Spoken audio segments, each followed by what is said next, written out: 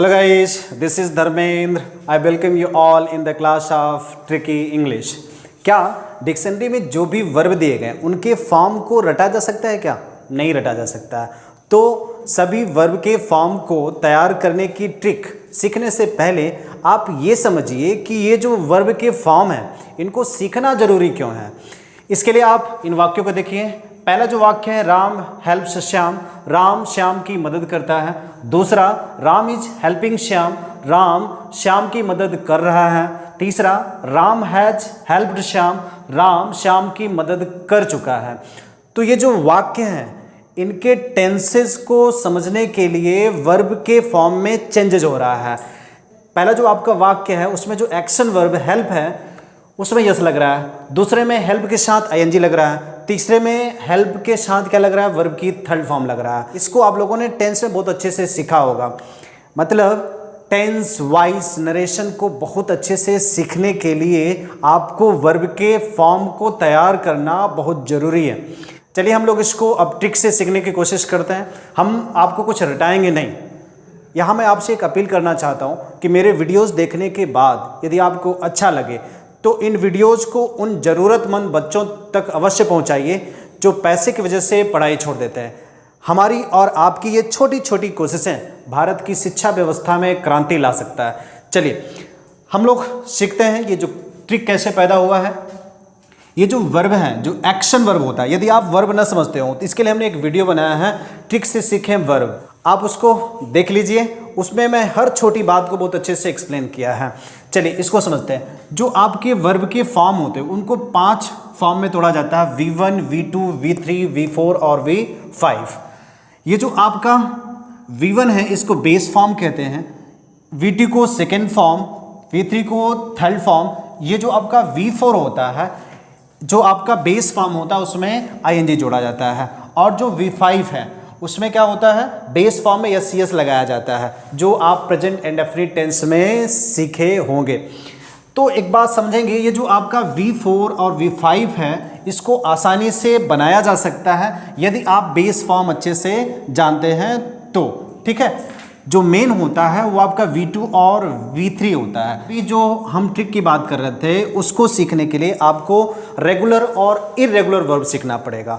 Regular verb क्या होता है, ऐसी वर्ब जिसका सेकेंड और थर्ड फॉर्म बनाने के लिए उसमें ईडी जोड़ा जाता है। जैसे हम लोगों ने हेल्प लिया, सहायता करना, इसका जो सेकेंड फॉर्म बना ईडी जोड़कर बना, और इसका जो थर्ड फॉर्म बना वो भी कैसे बना, ईडी जोड़कर बना। मतलब ऐसी वर्ब जिसका सेकेंड और थर्ड फॉर्म ईडी जोड़कर बने वो क्या कहलाता है, आपका रेगुलर वर्ब कहलाता है। इरेगुलर वर्ब क्या होता है, ऐसी वर्ब जिसका सेकेंड और थर्ड फॉर्म ईडी जोड़कर न बने।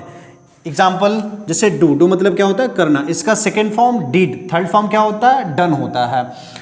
तो इसको समझने के लिए रेगुलर वर्ब और इरेगुलर वर्ब को अच्छे समझने के लिए इस शीट को देखिए और इसमें कौन सा रेगुलर है और कौन सा इरेगुलर है इसको आप अच्छे से पढ़ करके समझ लीजिए।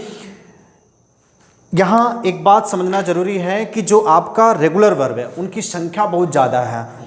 ये जो अभी हम ट्रिक की बात कर रहे थे वो ट्रिक ये है कि यदि आप इरेगुलर वर्ब अगर आप अच्छे से तैयार कर लीजिए, इरेगुलर वर्ब जो आपके हैं वो उनकी संख्या बड़ी कम है, यदि आप उसको अच्छे से तैयार कर लेते हैं तो आप जो आपका रेगुलर वर्ब होता है उसमें केवल ईडी जोड़ना होता है, उसको आसानी से आप सीख जाएंगे। इरेगुलर वर्ब जो आपके हैं वो उनकी संख्या बड़ी कम है, यदि आप उसको अच्छे से तैयार कर लेते हैं तो आपका लगभग जो भी वर्ब हैं उनके फॉर्म अच्छे से तैयार हो जाएंगे।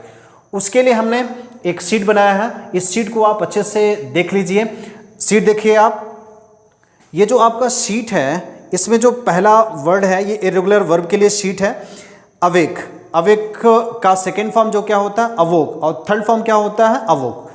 इसको आप अपने कॉपी में अच्छे से नोट्स बना करके लिख लीजिए क्योंकि इनकी संख्या कम होती। अगर आप इसी को तैयार कर लेंगे तो आप जो आपका रेगुलर वर्ब होता है उसमें केवल ईडी जोड़ना होता है, उसको आसानी से आप सीख जाएंगे। तो इसमें एक खास बात और है, इसमें जितने भी वर्ब हैं अच्छे से इसे पढ़ लीजिएगा। इसमें जो 79 से शुरू हो रहा है, कुछ वर्ब्स ऐसे होते हैं जिनका फर्स्ट सेकेंड थर्ड फॉर्म एक ही होता है। जैसे पुट मतलब रखना, इसका सेकेंड फॉर्म क्या होता है, पुट ही होता है, थर्ड फॉर्म भी क्या होता है आपका, पुट ही होता है। तो इस प्रकार के जितने भी शब्द हैं उनको हमने लिस्टिंग करके दे दिया है। 79 से शुरू हो रहा है। तो जो आपका पहला है वो क्या है आपका bid, second form bid, third form bid.